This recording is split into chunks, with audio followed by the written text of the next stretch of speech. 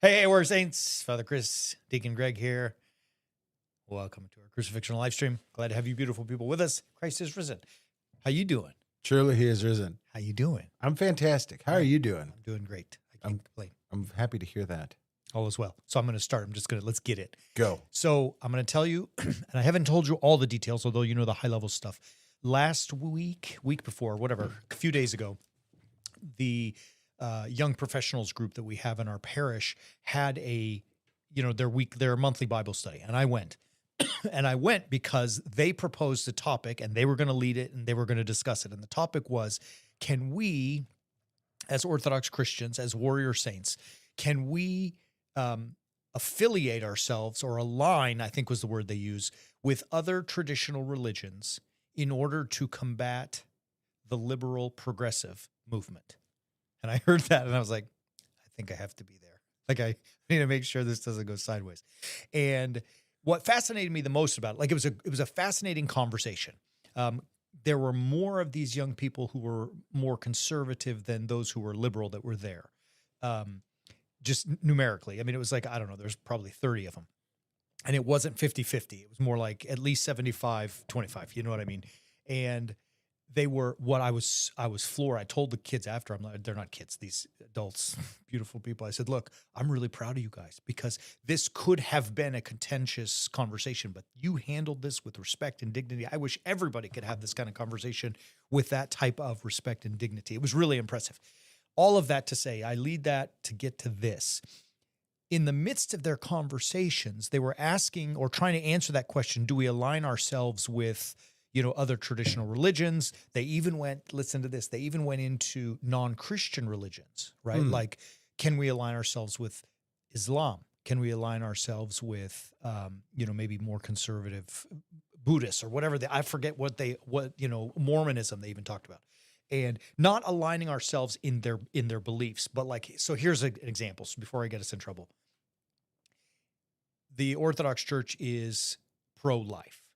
So if there's a pro-life march that is sponsored by Muslims or Mormons or, very conservative Roman Catholics, can we align ourselves with them? That was kind of what they were saying, not theological alignment. Right. Okay. So anyways, it was just an interesting exercise. All of that rambling leads to this.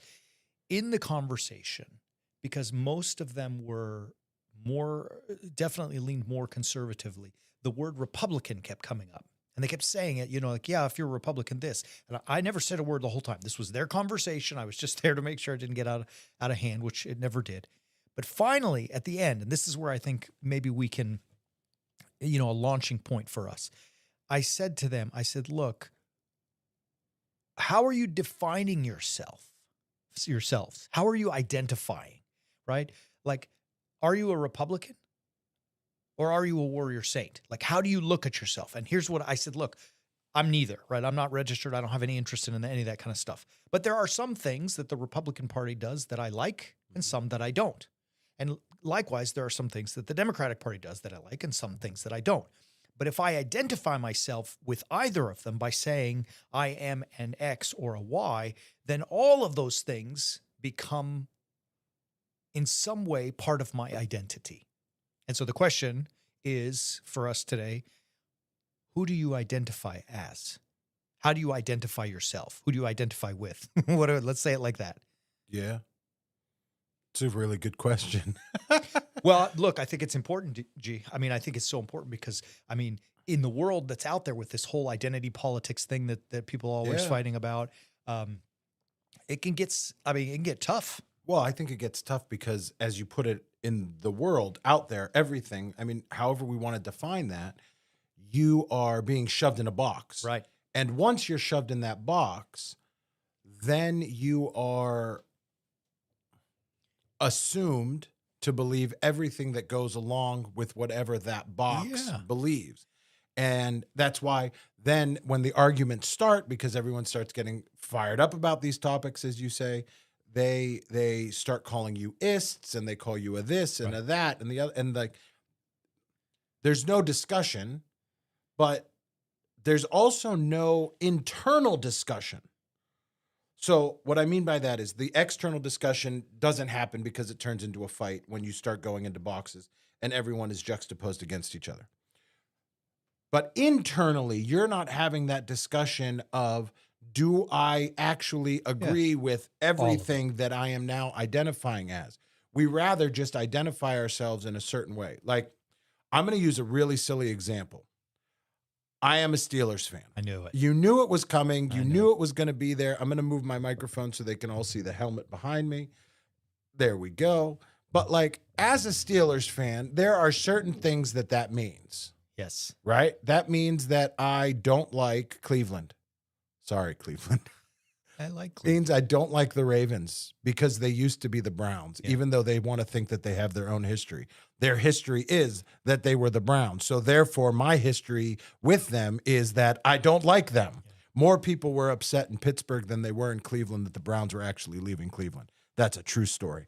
Anyway, So look, you said something. Sorry, go finish it. No, but my point is, I am okay being aligned with everything that comes with that when I say the phrase, I am a Steelers fan. Even the stinky towel? Even the terrible towel. Terrible towel. I have one hanging in my office. I have one for each member of my family. And like it's a thing. I even have one that says number one dad.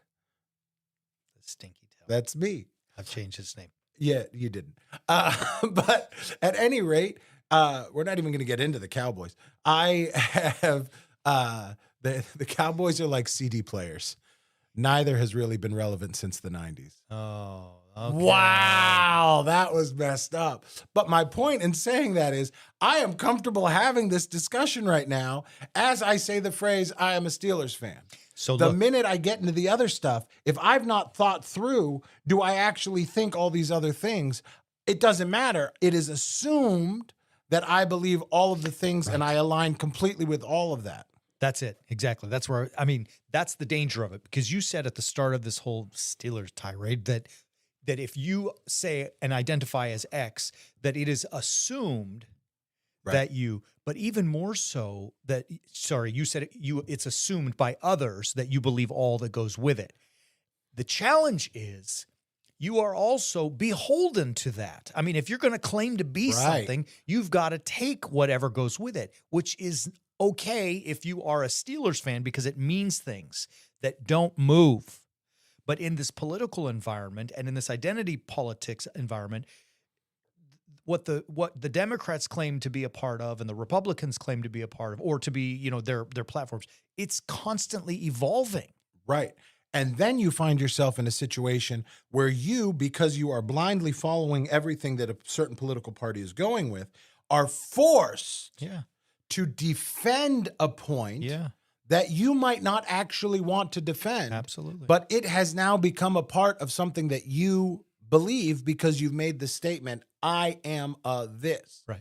Now, the danger in that is, are you? And why then? So this is my question. You said, how do you define yourself? I think the problem is when we start saying I am a this, that, or the other thing, especially when we go down the identity politics rabbit hole, I am allowing someone else to define myself. Totally. Yeah. I mean, and in some sense, everybody has to have a reference that they bang up against to be the defining factor. Right. But who do you want to be that reference? In other words, like, you know, I mean, that's where we'll ultimately take this conversation, is obviously, hopefully God and his word will be that reference. But, you know, in a, you know, as a Steelers fan, just to keep using your example, the Rooneys define who you are. They set that standard by having, you know, not PNC, what do they call it? Yeah. Acrisure Stadium. Yeah. So, I mean. Still Heinz Field to me. Heinz Field, right. So, I mean, they had a hand in that. They had a hand in its location. They had a hand in the colors, or maybe the colors are older than their ownership. But you know what I'm saying? Like, who is their quarterback? Who is their coach? What's the flavor of the team? They have. So as a Steelers fan, that is given to you. The challenge with that, meaning the reference that you know are the values. But what do you do when the values and the ethics of the things that are given to you are maybe perhaps from a corrupt source? Yeah. Or what do you do when your Steelers ownership, who you are aligning yourself with, then start dabbling in games and political spheres that you maybe don't want to be associated with? How do you deal with that Yeah, because tension? now you're stuck. Because now you're stuck, Right. and you're still allowing someone else to define things about you. And then you're back to that being boxed in. I think this is great. And I'm really excited to see where it keeps going, because I mean, how do you deal with that? Once you go into it, how far down that rabbit hole do you go before you start finding something else to be referential? All right. I think great. This was excellent. I think right now, thus far in this convo, we've set a hook. We've got a question out there. Who defines you, and how do you let them define you, and so on. And I think hopefully in the rest of this conversation, we'll get to it and figure it out. But at least at this point, let it suffice to be that we're positing that question that we want everyone, all of our warrior saints, to reflect on, to think about. Who do you allow, or who do you identify with, or how do you identify yourself? What do you call yourself? What's your label, right? That's a great question. And even if we go no further in this conversation, even just to throw that out there and let people wonder and ask themselves that question, that's great. It's Yeah. great stuff. So as we move on, let me tell you something interesting, which is totally going to go in a different direction, but yet not. So in the defining of who we are, one of the things that I think that to go back to that original part of the conversation from the young adults, the young professionals group, we're dealing with liberal progressivism. That's what they kept calling it. We never really defined what they meant. They gave it a shot. But anyways, it was interesting. My daughter is a sophomore, as you know, in college, and called me like for some, editing and proofing on a paper she was writing, because she was in a class. Listen to this: the philosophy of imagination. Was awesome. And I was a philosophy major undergrad, so I was hopefully helpful somewhat. And she was having, in this paper, she had to write from an analysis of the professor himself, his book, and I think his name was Kearney. I don't know what his name is, the professor, but he wrote a book called In the Wake of Imagination. Okay. And so she had to explore in this paper Jacques Derrida and Jean-Paul Sartre, and which I've read both. I mean, I had to read it in college, but just to say, and interesting. So here's the thesis: like Derrida, who these French intellectuals that came from the other side in Europe in the 60s, I guess the 60s, whatever. They started this whole movement, and what the thesis was, at least as I could glean from her paper and her studies, Jacques Derrida said, let's see, I want to make sure I get it right, but his thesis was, there is no reality, no truth. It is all imagination. And where it went was that you can imagine a brighter, I'm paraphrasing very loosely, but you can imagine, the truth is what you imagine. So you could imagine a brighter future. And then here's the challenge, that you can work and do the things necessary to get there, right? All right, so, and I agree with that. Like, imagine a better future and then go get some, right? That's what we tell our warrior saints all the time. But what do you do if that future that you are imagining, you decide is okay to use what others would consider corrupt means to get there? All right, not to be silly, but low-hanging fruit. What if you're Adolf Hitler and you decide that a more perfect world includes eliminating Jewish people, right, and all the horrible things that they did? Like, most people would say that's unethical. All right, Hitler chose to say that that was ethical. And Derrida's statement was this, that you get to decide the ethics, right? So there's no reference for that ethics. So if you have no reference other than yourself and what you decide to be your ethical reference, you could become Hitler like that. Now, I'm not accusing anybody of going to, using their imagination and becoming Hitler, but you can see the hole that this thought goes down. All of that leads to a follow-up convo question. When we've got to solve, what's your identity? Who do you define yourself as? And two, you got to be very careful about the ethics that go with that, or the reference point to tell you what is okay in that identity and what is perhaps not okay. That's a lot. I know. Stew on it. What do you think? Yeah.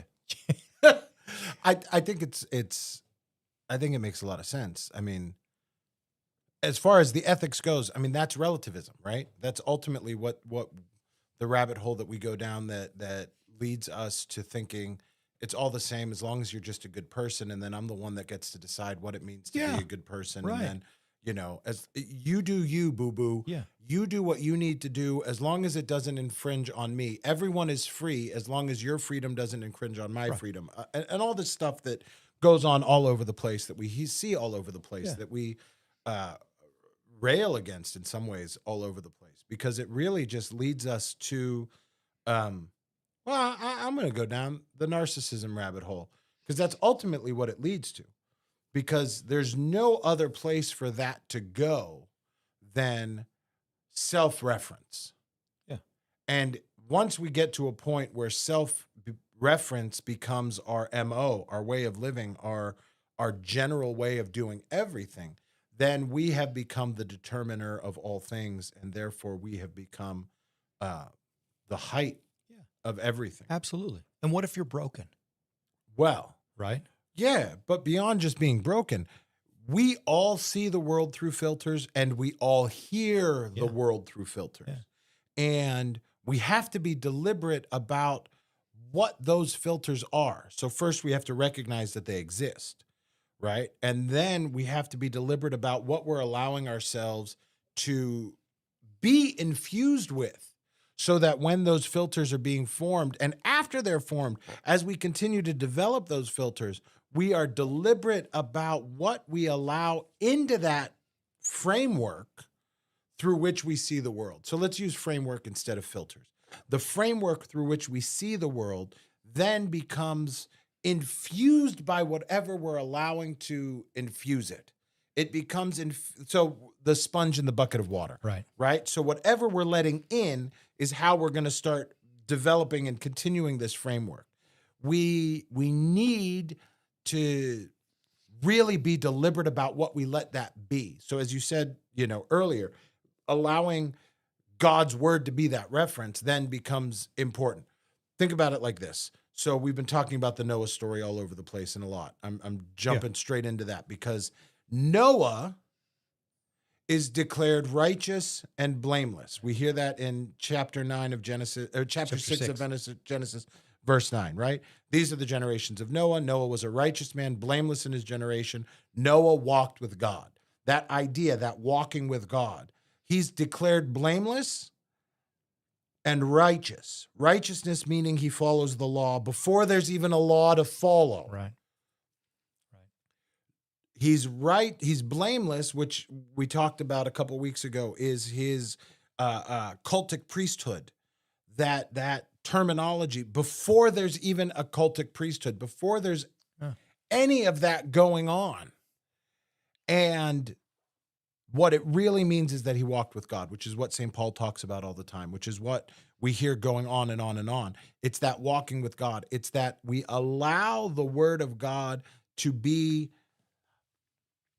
saturate our framework, to saturate our filters, so that everything we hear comes from within that framework, so that we're able to actually get out there and do what we really need to be doing.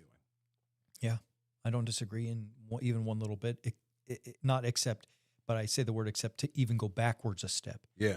The framework is what you implement after you have decided or chosen who you or what you will identify as. So I'm going to push back on that, because I don't think it's ours to define. What do you mean? I mean that it is defined for us, and we have a choice whether or not we live that out. Now, I know I was saying earlier, when we start going down the identity politics rabbit hole, that we're allowing someone else to define us, and we don't want to do that. But what I'm saying deliberately is it is defined for us in the sense that we are created, as we hear, in that image and after the likeness of God, which then means we are called to build that, to work towards that. Where, as we hear in the baptismal service, right? Like, we are set on that path in our baptism that is that new life that we hear from St. Paul in Romans. We then have to work and continue to earn it, and to continue to work towards that, maintain it. We have to continue to maintain it. We have to continue the work that goes along with doing it. But the choice and where it is us making the choice is we decide whether or not we're going to do that work. Yeah, I'm going to push on the push. Good. Because your statement is correct, but you must first decide whether or not you are going to allow God to be the definer of who you are, the identifier, right? Like, in other words, I mean, for us, I have to, and my teacher used to get mad. You think you have a choice. Well, yeah, we actually have a choice. I mean, unfortunately, I think he's wrong in that God is God. I get that. But I have the power, especially as a 21st century North American, to decide whether I want to follow him and be aligned with him or not, right? I have the power to choose a completely atheistic, hedonistic, whatever, pleasure-filled life. I can do that.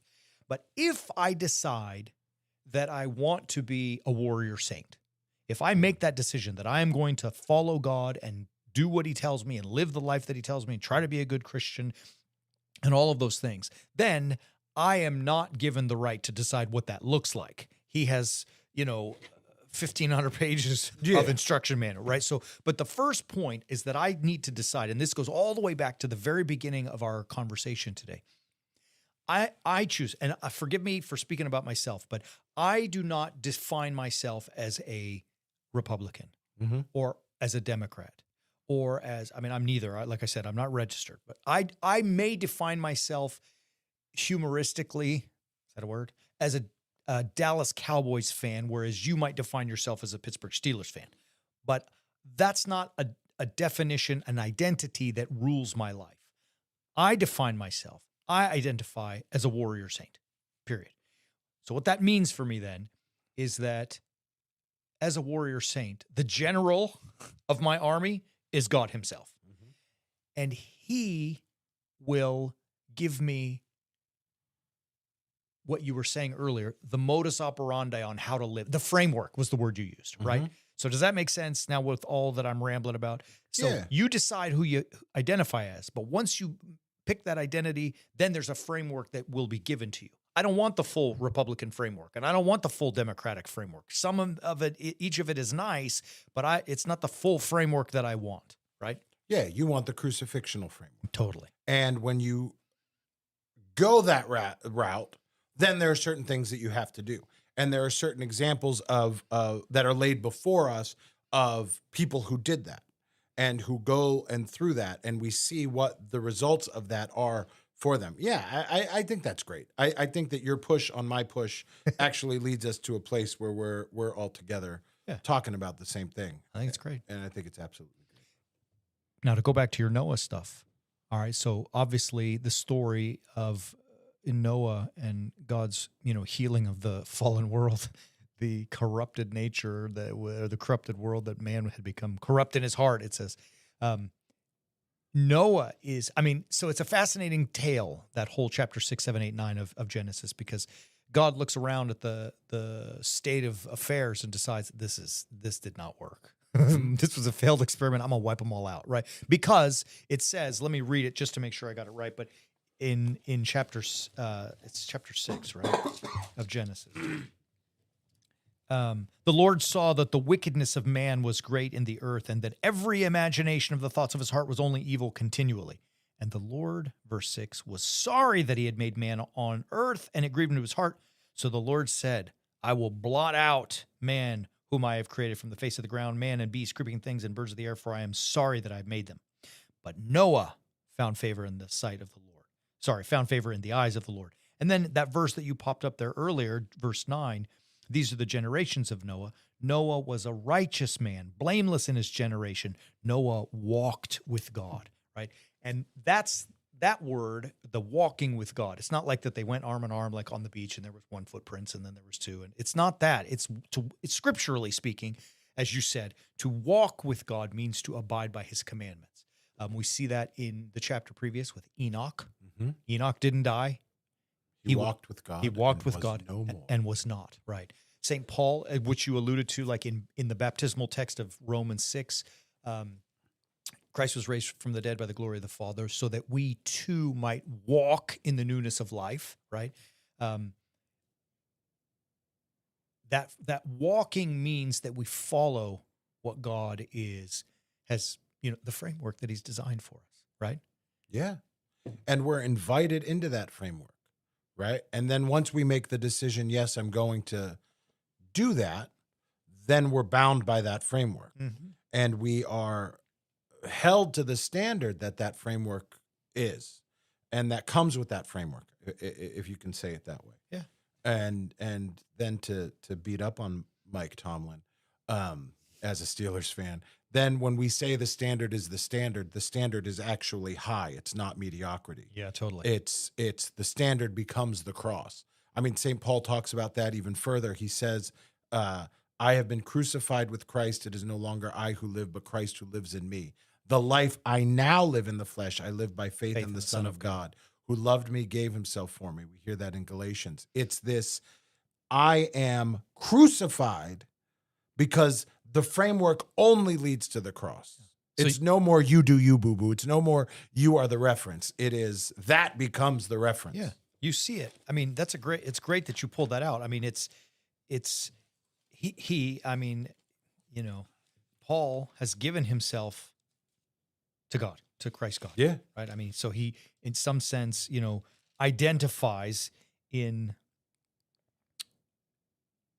I know it sounds funny to talk about the apostle like that, but for our conversation, I mean, he has declared himself to be, to identify as one who is in Christ, right? In baptism, right? He goes later in chapter 3, anyone who is baptized in Christ has put on Christ. He's, he's new. 2 Corinthians says the same thing, right? I think you've got that in there, chapter 5. From now on, we regard no one from a human point of view, even though we once regarded Christ from a human point of view. We regard him thus no longer. Therefore, this is verse 17 of 2 Corinthians 5. If anyone is in Christ, he is a new creation. The old has passed away. Behold, the new has come, right? It's like what was once is no more. And Paul is saying, I think, I identify as a follower of Christ God, as one of his servants. Really, the Greek word and the Hebrew words are slave. That's the identity that he has chosen. And now that he has chosen that, he must abide by and walk in the newness of life. And that goes to what you were saying before, i.e. the framework. And really, that's what I guess our encouragement for all of our warrior saints today should be, is look, if you're going to say you're a warrior saint, if you are going to identify as a Christian, as one who follows Christ, you now have to walk a different type of life, a different framework. Yeah. So my question is, did St. Paul identify as that? And maybe it's just nitpicking. Or was St. Paul called to it? And then in his answering that call to it, he then walks and follows and goes along this new path. And then that becomes his framework and he continues along that path. Yeah, totally. Okay. I mean, I don't know that Paul would have said that he is a Christian the way you and I would say that today, right? Right. I think St. Paul wrote before Acts, the book of Acts, and in Acts there was 11. no Christians yet. I mean, at least by the lip. Who knows what was like then, but at least as we can find in the scriptural reference. The point I'm making is that Paul was a Jew, right? I mean, and he had some kind of encounter on the road to Damascus. Right. But then he sat there in Ananias' house for a while, and he thought about things until the scales were removed and he could see. And then he jumped into business, right? Yeah. He was taught.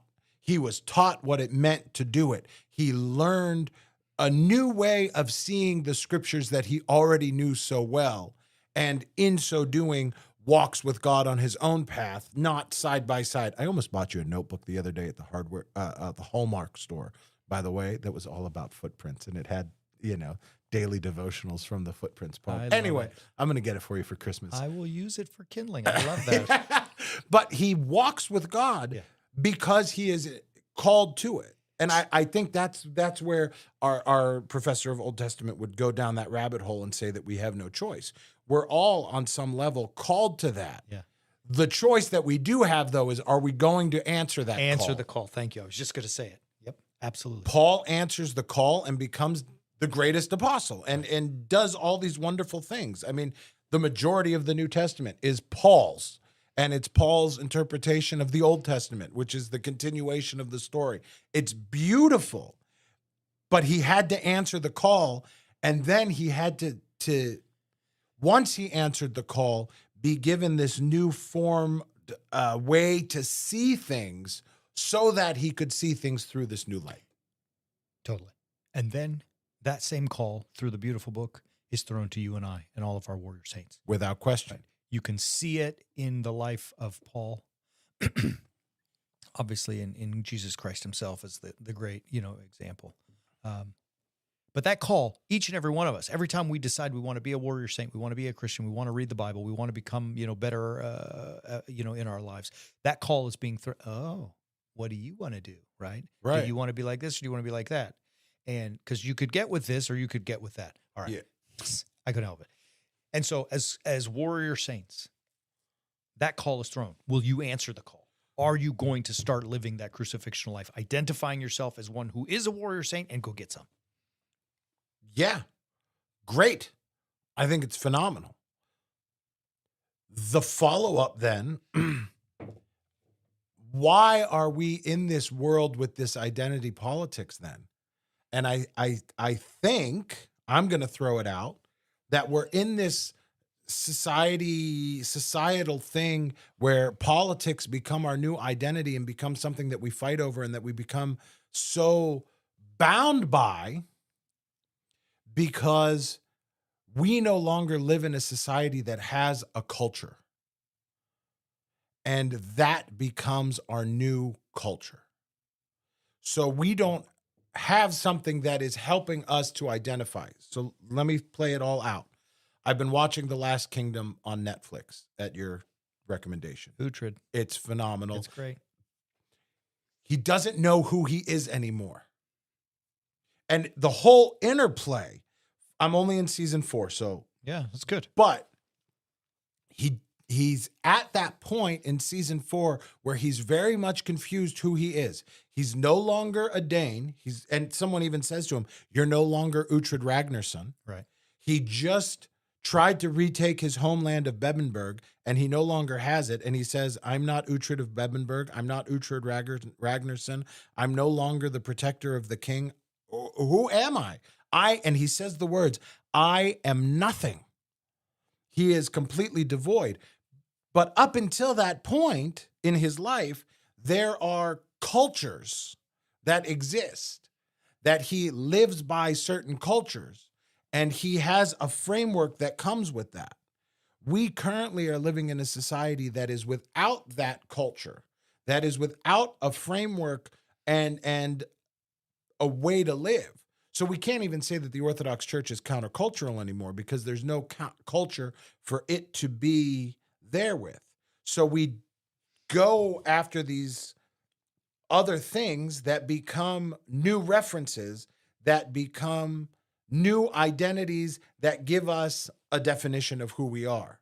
When at the end of the day, as warrior saints, as Orthodox Christians, we have an identity sitting right there in the book in front of you. Yeah.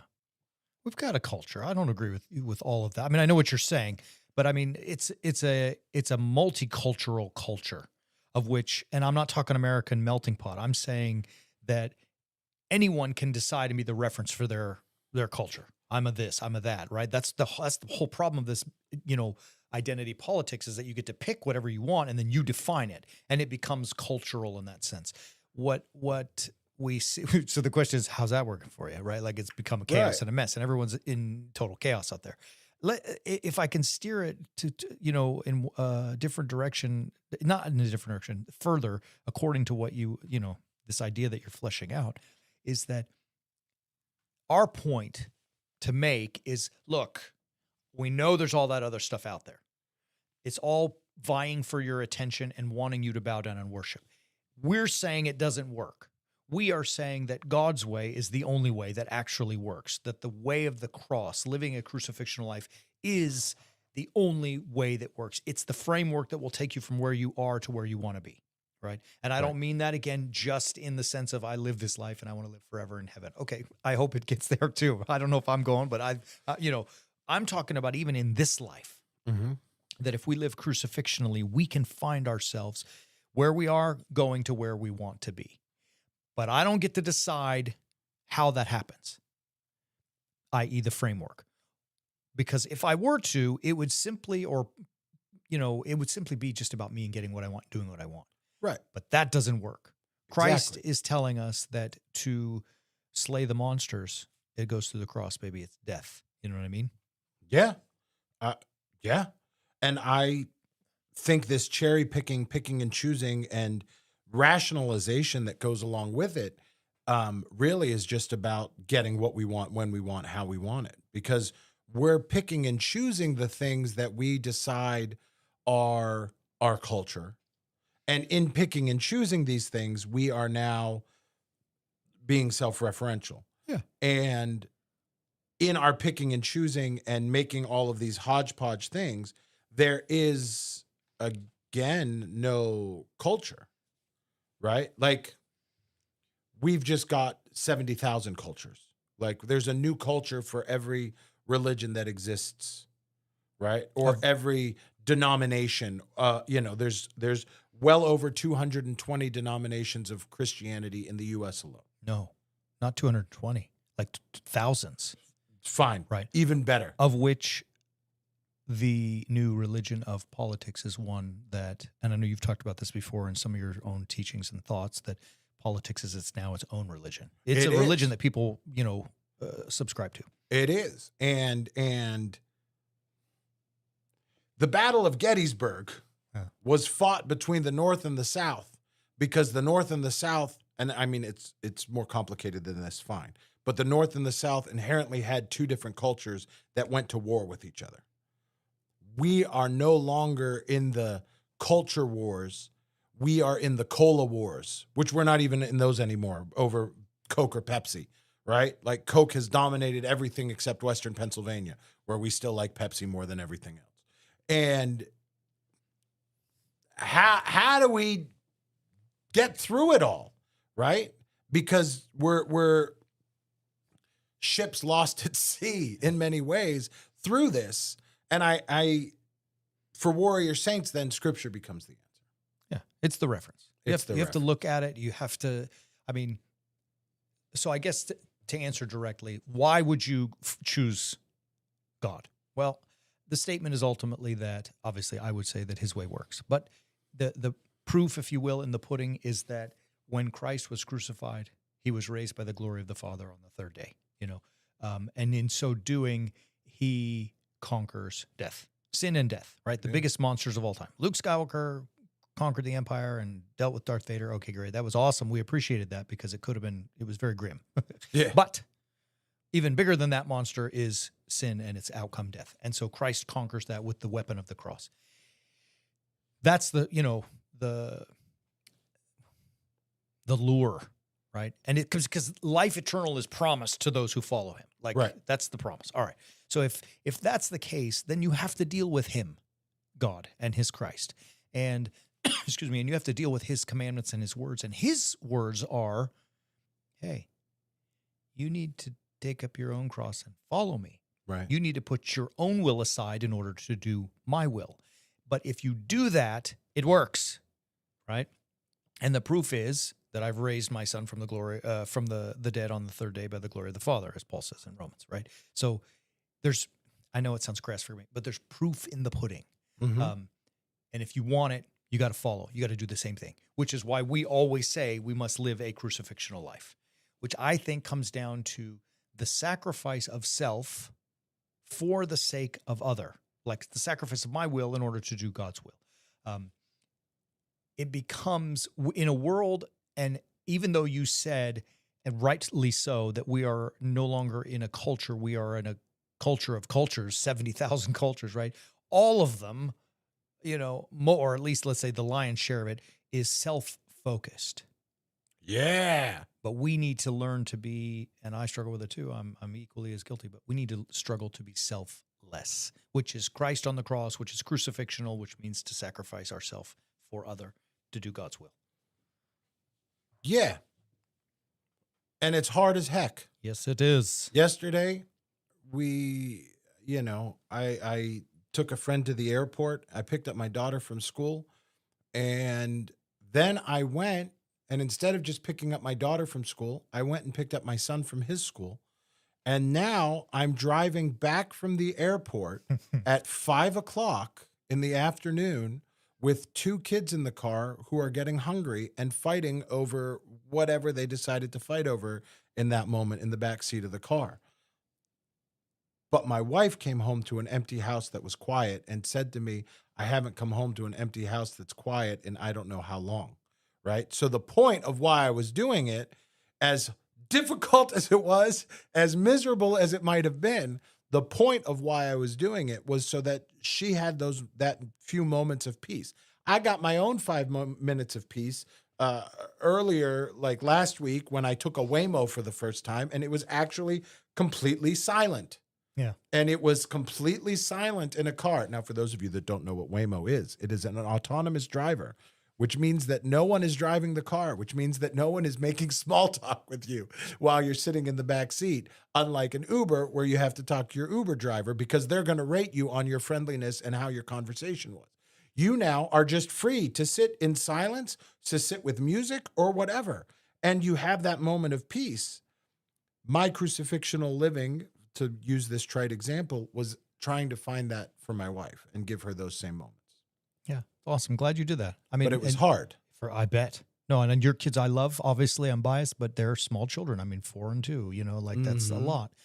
And your bride deserved that moment. I mean, I think that's the whole thing, is that we, like everything we see around us is pushing us into focusing on ourselves. Uh-huh. Right? Like you always say, you do you, boo boo. And then we always comment where we live here, there is a local casino on reservation land, and their slogan that they do, their advertising is you do you, right? We make fun of Burger King, have it your way, you rule. And we make fun of L'Oreal, because you're worth it. And you know what I mean? We make fun of Apple, the iPhone, right? I mean, everything it's all self. Yeah.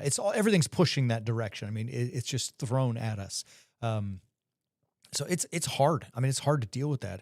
But when we start to become sacrificial, it's interesting. How about this? This is totally off track, but I notice that in my own experience, and definitely when our people in our community here go out and serve others, they feel awesome. Yeah.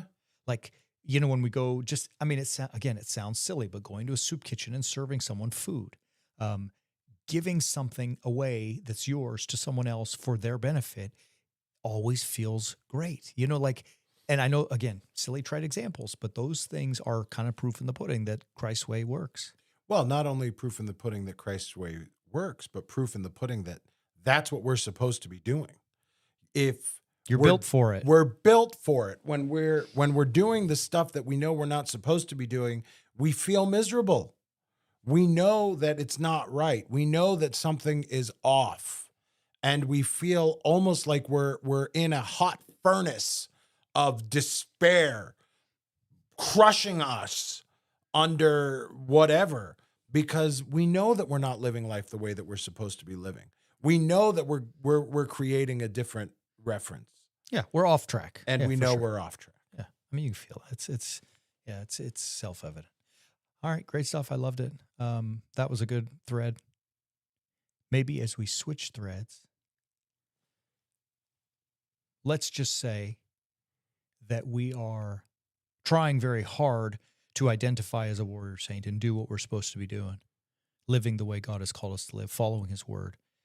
And then persecution pops. Like, you and I both have faced backlash for our teachings, and hopefully we're teaching. I think we're teaching the gospel to the best of our ability. And, we have not said anything that's outside of the bounds of that. Although sometimes the culture doesn't want to hear it because it's calling them into selflessness and, and to abandon selfishness. It's saying hard things. It's saying you're wrong. It's saying, like, come back to the light, brother, come back.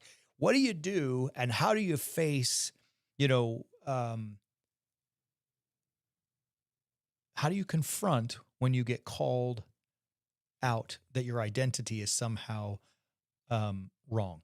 And you said it earlier, when people claim this stupid stuff we have to freaking listen to, but your identity is oppressive, right? Or like you said the word, you become an ist, or you become part of an ism. You know what I mean? When you're just speaking truth according to God's word and you get attacked. Carefully. Yeah, it's hard, man. It's a heavy weight sometimes. It's very heavy because everyone is so locked into this idea of dichotomy that we can't see that people sometimes are thinking outside of that dichotomy, right? So we talk all the time, people talk all the time about you have to think outside the box. You think I have to think outside the box. But they want you in a box. Right? They want you to be in something that they can define, right, that they then can understand, so that they then can know whether or not they like it. And they can control you. And then they can control you. Here's the challenge. When you want to bust outside the box, they throw those labels at you and you get, uncomfortable and you want to stay in the box. Look, we did a whole series. I mean, I encourage everyone, watch our series on Revelation. It's on our website, warriorsaints.org. We have a series, a course, Understanding the Bible, which is that. We try to teach to the best of our ability so that people can understand the Bible. We did a whole series on Revelation, and that whole thing, the whole thesis of the book of Revelation, the whole impetus is that Christians were, early century, obviously, Christians were abandoning their faith because the Romans were throwing them to the lions, right? They were saying, no, you can't get out of this box. You got to, and be a Christian. You have to come back and worship the pagan gods. Maybe we'll let you worship like the Jews, but otherwise we're going to throw you to the lions, right? And some people were abandoning. So it was encouraging them to, the book, stay strong, even if you lose your life. So you and I, thank God, we may not be fed to the lions literally today, but when we speak truth, we do face that backlash, and people are saying, no, get back in the box, right? Yeah. Made me think Revelation, which is very well connected to the book of Daniel. And you said earlier, the furnace, that whole story in chapter 3 where Shadrach and Meshach and Abednego were, in favor with the Babylonian king Nebuchadnezzar, because they had interpreted dreams. But then in chapter 3, he says, hey, everybody, worship me. I'm going to build a big statue of me and worship. And when you hear, I forget exactly, but the sound of the lyre and the trigon and the harp and the, sackbut. Yeah, all that stuff, you have to bow down before the image. And these three guys said, we're not doing that. And he gets enraged. I mean, he's going to kill them. And he says, what are you doing? Why will you not? Let's read it. I mean, now, if you are ready when you hear the sound of the horn, pipe, lyre, trigon, harp, bagpipe, and every kind of music to fall down and worship the image which I have made, well and good. But if you do not worship, you shall immediately be cast into a burning fiery furnace. That's what you were talking about earlier. And who is the God that will deliver you out of my hands? And then Shadrach, Meshach, and Abednego answered the king, O Nebuchadnezzar, we have no need to answer you in this matter. If it be so, our God, whom we serve, is able to deliver us from the burning fiery furnace, and he will deliver us out of your hand, O king.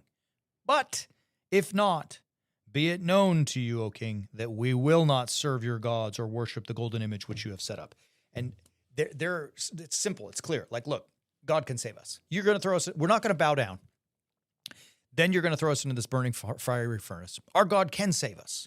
Although he may choose not to. I don't know. We can't speak for him. But even if he doesn't, we are so well identified as his servants, we will go to the fiery furnace, but we're not going to bow down. Yeah. Because they had a culture that defined them that way. They were from a place where that was what they did. That was how they lived. That was who they were. Well, they heard the call. And they answered it, and they weren't going to waver, even if it meant a horrible, fiery death. And that's the challenge that I think that, as warrior saints, that's the challenge of our identity. Once you say it, man, you've got to go, and it's going to be freaking hard. Yeah. Because there will be times where people will come after you. Well, it's hard because living a crucifixion life means sacrifice. But on top of that, you are going to face persecution, and you will feel that temptation to waver and blend in with the modern cultures. Right. And, and kind of kowtow to what you believe and not to what they believe and not really stick true. But the challenge is don't waver. Right. Endure. endure to the end, which is from Revelation. And the life of St. Ignatius of Antioch talks about this clearly. I mean, he writes in his letter to the Romans that don't stop them from killing me in the lion's den. I am pure wheat. He refers to himself as an offering made to God.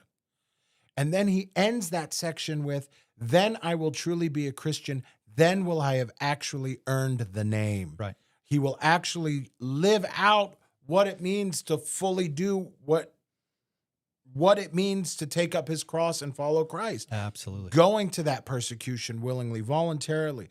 I mean, Christ talks about it in the Beatitudes when he's in the Sermon on the Mount. Blessed are you when men shall revile you and persecute you and say all manner of evil against you falsely for my sake. Rejoice and be exceedingly glad, for great is your reward in heaven. Like it's what we're called to. We're called to the persecution. If we then shy away from the persecution, then we're not really doing it. Because you're not proving it. Look, Right. the Ignatius thing you brought up is awesome. Like that whole statement about, then I will have earned the name. Like, look, I identify, says St. Ignatius, as a Christian, right? Well, do you? What are you going to do when the lions are on the line? And Ignatius said, baby, I'm going.